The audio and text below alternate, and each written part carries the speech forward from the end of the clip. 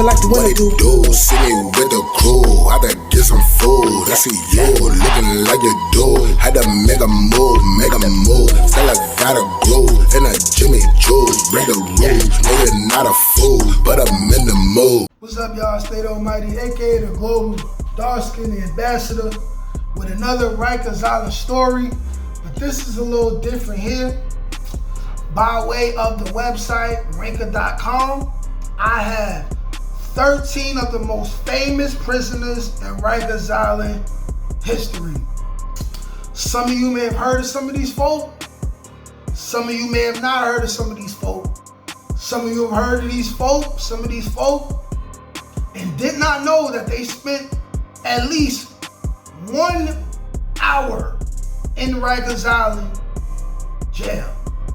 But we gonna get to it right now, starting with number 1, Tupac Shakur. Tupac Amari Shakur, born Lassane Parish Crooks, June 16, 1971, died September 13, 1996, also known by his stage name Tupac and Machiavelli, was an American rapper and actor. He's considered by many to be one of the greatest rappers of all time. Much of Shakur's work has been noted for addressing contemporary social issues that plague inner cities, and he's considered a symbol of resistance and activism against inequality. Shakur was born in the Harlem neighborhood of New York City, but relocated to the San Francisco Bay Area in 1988. He later moved to Los Angeles in 93 to further pursue his music career. By the time he released his debut album, Tupacalypse Now, in 1991. Next, we have Sid Vicious, born John Simon Ritchie, the 10th of May, 1957, and died February 2nd, 79, was an English bassist and vocalist. He achieved fame as a member of the punk rock band the Sex Pistols, replacing Glenn Matlock, who had fallen out of favor with the rest of the group. Due to intravenous drug use, Vicious was hospitalized with hepatitis during the recording of the Sex Pistols' only studio album, Nevermind the Bollocks.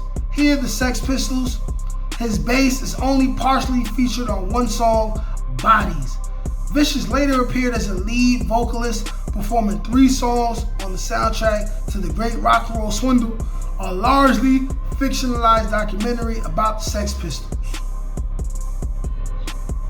Next we have David Richard Berkowitz, born Richard David Falco, June 1st, 1953, also known as the infamous Son of Sam and the 44 caliber killer, who's an American serial killer who pled guilty to 8 separate shooting attacks that began in New York City during the summer of 1976.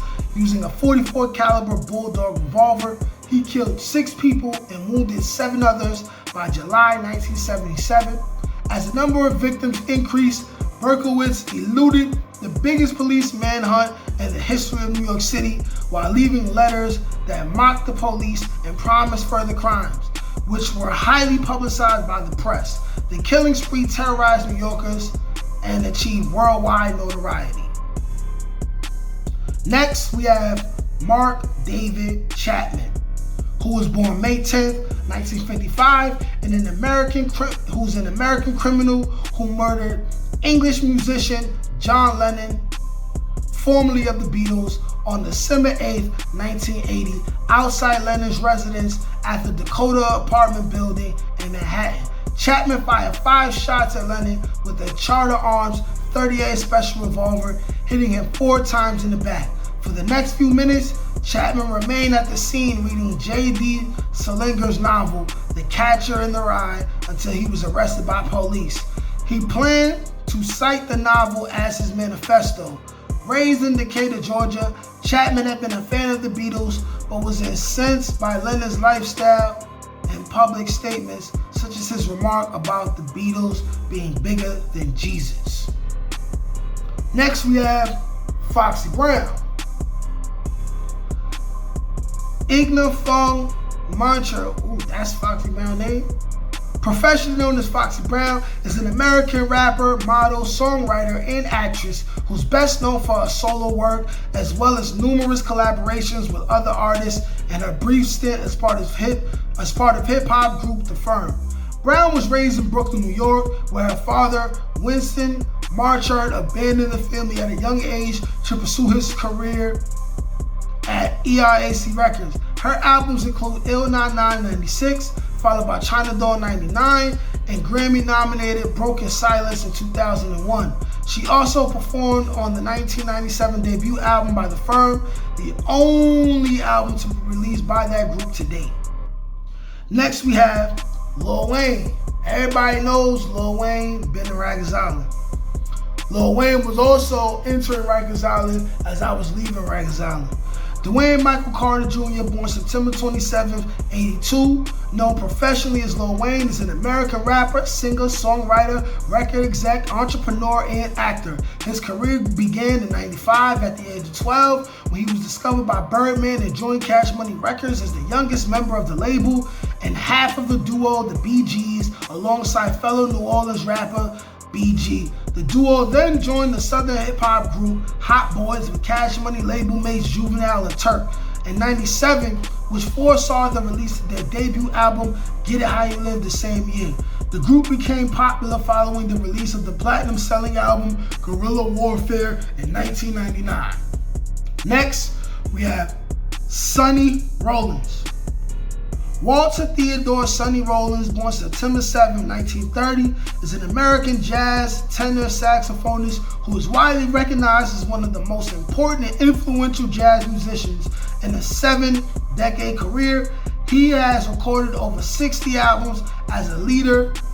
A number of his compositions, including St. Thomas, Oleo, Doxy, Pent Up House, and Arrogant, have become jazz standards. Rollins has been called the greatest living composer and the saxophone colossus.